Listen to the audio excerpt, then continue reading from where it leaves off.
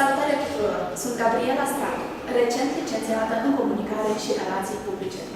Astfel, vin cu un apel deschis către jurnaliști, comunicatori, dar și toată lumea interesată pentru a ne vizita la Biblioteca Națională a Republicii Moldova.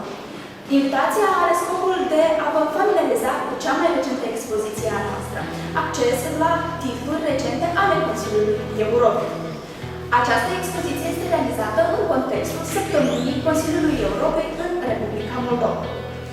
Fiind o tânără specialistă în domeniul comunicării, m-am gândit să cercetez aceste titluri ceva mai devreme decât ceilalți. Și, în acest context, am pregătit pentru voi o mică listă care să vă facă curioși și să vă motiveze să veniți să vedeți despre ce este vorba.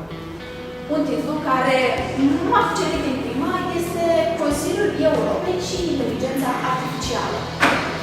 Tema momentului, cea mai mare grijă, dar și cea mai mare speranță a omenirii, inteligența artificială. Această publicație vorbește de fapt despre măsurile întreprinse și planificate de către comitetele responsabile ale Consiliului Europei. De ce este atât de importantă această publicație? Deoarece inteligența artificială pare tot mai pregnant intercalată cu domeniile diferite, precum educație, cultură, mass media, sfera socială, medicină și sănătate, domeniul legal și cel al drepturilor omului. O altă publicație care m-a interesat în mod special a fost Violența împotriva femeilor în mass media din regiunea MENA.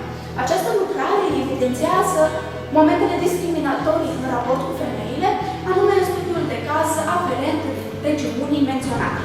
Este vorba de Algeria, Liban, Maroc și Tunisia. Cea din urmă, despre care vă vorbesc astăzi, este principiile mass media și a comunicării în materie de guvernanță. Această lucrare este, de fapt, un set de recomandări pentru statele membre, astfel încât acestea să asigure o democratizare a sferei publice. Iar pentru jurnaliști și specialiști în comunicare, aceste măsuri îi ajută să aibă o activitate optimă cu o susținere internațională. Pentru mai multe publicații din cadrul Consiliului Europei, vă așteptăm la Centrul Pro-European. Veniți la Biblioteca Națională a Republicii Moldova. Noi vă așteptăm cu drag!